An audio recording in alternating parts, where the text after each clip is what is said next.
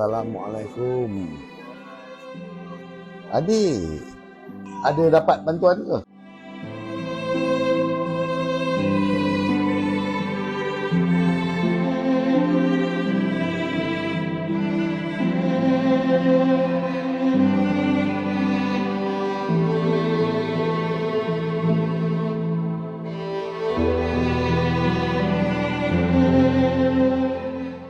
Dalam bulan Disember lah, lebih kurang 2024, ada aduan daripada penduduk kampung menceritakan masalah keluarga ni tinggal di satu rumah yang bagi kita ni tak layak huni lah. Teruk sangat keadaan dia, belakang kedai, bumbung semua memang tak sesuai untuk keluarga tu tinggal. Jadi kita pun bersama dengan Ketua Kampung Madani memaklumkan kepada penyelaras Dun Kuang, Datuk Asnal, untuk buat lawatan. Sebelum tu kita orang bagi bantuan dulu yang kita punya kampung, bakul makanan semua. Bantal pun ada bagi pasal anak dia ramai. Tak selesa sangat duduk rumah tu. Jadi dalam masa terdekat tu juga Datuk Asnal pun pergi ke sana. Kami beramai-ramai pergi. Jadi kita membantu menguruskan untuk mengeluarkan keluarga tu daripada rumah lama tu lah. Alhamdulillah dapat rumah semua dan diuruskan.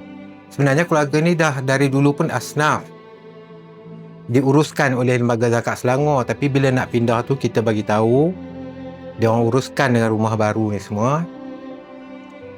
Dapat rumah 2 bilik, tapi masa tu suami dia dah kena tahan. Masa suami dah kena tahan. Belum tu dia orang mengadu pasal keluarga ni tinggal rumah tu memang tak selesa sangat lah. Mungkin dalam 5-6 bulan kot. Lepas tu dengan isu katanya nak naikkan sewa, itu yang dia orang datang mengadu tu. Jadi bila kita pergi, kita uruskan pindah lah, senang. Tapi urusan pindah pun melalui pegawai zakat pun selesai. Rumah sekarang selesa sikit lah. Ada 2 bilik juga tapi selesa.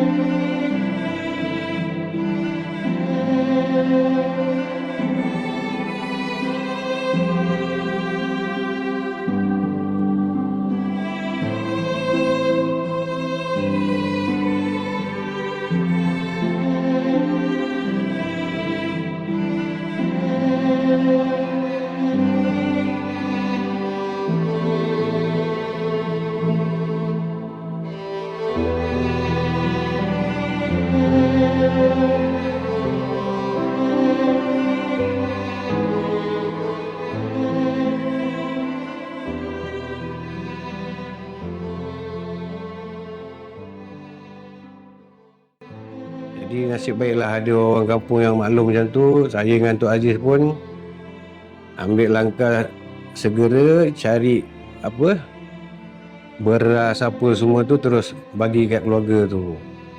Bila bagi tu, masa tu adalah cerita dengan dia, tanya suami dia, sebab masa tu dia dengan anak beranak je. Kita orang tanya, mana suami? Tapi diorang tak nak cerita masa awal tu. Dia diam. Jadi bila kita orang dah dapat aduan tu, yalah, kita bercakap dengan orang biasa pun kita tak faham. Dia pakai jari kan, kita pakai mulut. Kami pun ambil aduan tu, mengadu dengan penyelaras, dengan Datuk Asnal. Jadi cerita dengan Datuk Asnal apa tu, Datuk Asnal pun terus cakap, kita arrange satu hari, kita terus pergi ziarah. Datuk Asnal time tu lah baru dapat tahu suami dia kena tangkap. Memang nak jadikan cerita tu rezeki dia lah. Yang datang tu orang yang tepat lah. Kan Datuk Asnal ni seorang lawyer yang tersohor lah di Malaysia ni. Jadi bila Datuk Asnal pun berbisik dengan saya, dia cakap kita ambil kes dia. Kisah yang menyayat hati melibatkan satu keluarga di mana terdapat pasangan ibu bapa yang kedua-duanya tidak boleh bercakap dan tidak boleh mendengar, dan 4 orang anak mereka.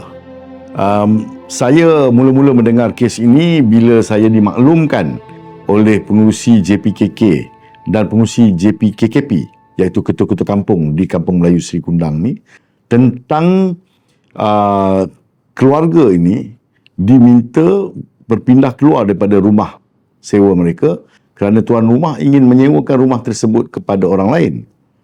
Jadi saya minta kedua-dua ketua kampung ini untuk pergi ke rumah menziarahi keluarga ini untuk mendapat tahu apakah masalah sebenarnya mereka hadapi. Nah, setelah mendengar masalah mereka, kedua-dua ketua kampung ini menceritakan balik peristiwa ini kepada saya dan saya mengarahkan mereka untuk mencari satu rumah ganti.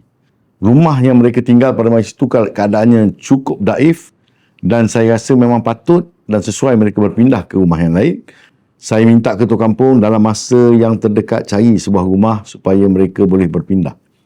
Dan ini berjaya dilaksanakan oleh ketua-ketua kampung saya.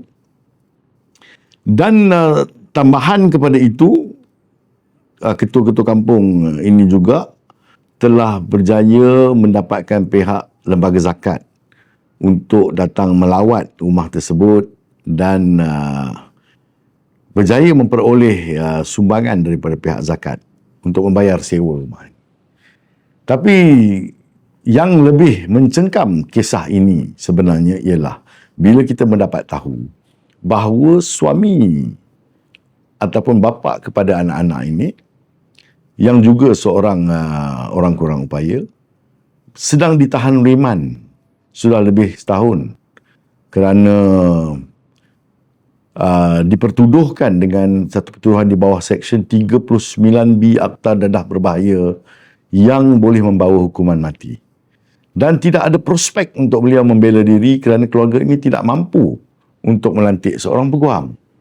Jadi saya minta peguam-peguam di firma saya untuk segera mengesan kes ini, pergi ke penjara Sungai Buloh dan pergi ke Jabatan Peguam Negeri Selangor untuk kesan kes ini dan kami hadir pada tarikh sebutan seterusnya kes ini. Di situ saya berjumpa dengan adik tertuduh ini yang seorang yang bersifat sempurna dan saya minta dia terjemahkan daripada perbualan abangnya kepada saya.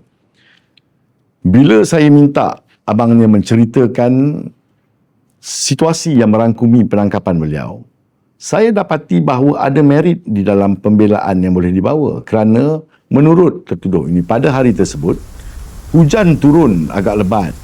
Beliau dalam perjalanan pulang daripada kerja, jadi dia singgah sebentar di sebuah bengkel yang beliau biasa hantar motornya untuk diperbaiki. Bila beliau sedang berteduh di situ, secara tidak semena-mena pihak polis telah membuat satu serbuan. Serbuan itu melibatkan penangkapan 5 orang yang berada di bengkel tersebut. Dan beliau mengatakan bahawa beliau tidak tahu menahu langsung berkenaan kewujudan dadah di dalam bengkel tersebut pada waktu itu. Jadi setelah saya mendengar cerita yang diterjemahkan kepada saya bertanya dengan beliau sama ada beliau mahu saya mewakili beliau untuk perbicaraan kes beliau. Dan kita bersedia untuk memberi perkhidmatan secara percuma, secara pro bono setelah saya melihat keadaan daif isteri dan anak-anak beliau tinggal dan juga keadaan kes beliau yang tidak cukup meyakinkan saya bahawa beliau bersalah. Dan beliau telah bersetuju untuk saya mewakili beliau. Jadi selepas itu kami telah menerima dokumen di bawah Seksyen 51A Kanun Tata Cara Jenayah. Dokumen-dokumen yang pihak pendakwa berhajat untuk gunakan dalam perbicaraan. Bila saya melihat dokumen-dokumen ini, 2 dokumen menarik perhatian saya. Pertama adalah gambar-gambar di tempat kejadian. Bila kita tengok gambar bengkel yang ditangkap itu, terdapat terlalu banyak barang di dalam bengkel tersebut, tidak memungkinkan seseorang yang tidak tinggal di tempat itu boleh mengetahui di mana adanya dadah dalam itu. Dan tidak mungkin pihak polis yang membuat serbuan akan dapat menjumpai dadah ini kalau dia buat carian pun. Kalaupun dia jumpa, mungkin dah selepas satu tempoh yang cukup lama. Jadi saya bertanya dengan anak guam saya dan dia memberitahu bahawa pada masa serbuan itu dibuat, pihak polis telah bertanya dengan salah seorang daripada orang yang ditangkap yang merupakan tuan punya premis tersebut dan dadah itu telah dijumpai setelah ditunjukkan oleh salah seorang daripada OKT. Jadi saya yakin bahawa dengan keadaan gambar seperti itu, anak guam saya tidak mungkin tahu di mana dadah itu berada. Yang keduanya, satu salinan percakapan rakaman beliau telah diserahkan kepada pihak kami. Rakaman percakapan ini memberikan rentetan interview yang dibuat dengan anak guam saya dan apa yang beliau ingin katakan berkenaan kes ini. Setelah saya teliti 4 muka surat tersebut, tidak ada satu pun tanda tangan diperturunkan oleh jurubahasa. Jurubahasa dalam kes ini mestilah seorang jurubahasa yang mempunyai kepakaran untuk menterjemahkan bahasa, menggunakan bahasa isyarat. Kalau tidak, macam mana pihak polis boleh mengambil percakapan beliau sedangkan beliau tidak boleh bercakap dan tidak boleh mendengar? Jadi ini menimbulkan keraguan bahawa percakapan ini sebenarnya bukan diambil daripada anak guam kami, tetapi sebenarnya adalah percakapan yang mungkin disesuai padankan dengan 4 orang yang lain. Oleh kerana itu, saya merasakan bahawa anak guam saya tidak mempunyai kesempatan untuk menceritakan kepada pihak polis pembelaan beliau semasa tahap siasatan dibuat. Ini adalah satu penafian keadilan untuk beliau. Jadi dengan berbekalkan 2 poin ini, ditambah pula dengan aspek kemanusiaan yang perlu pertimbangan daripada pihak peguam negara, maka saya dan peguam-peguam saya telah mengemukakan representasi kepada Jabatan Peguam Negara meminta supaya pertuduhan terhadap anak guam saya ini ditarik balik.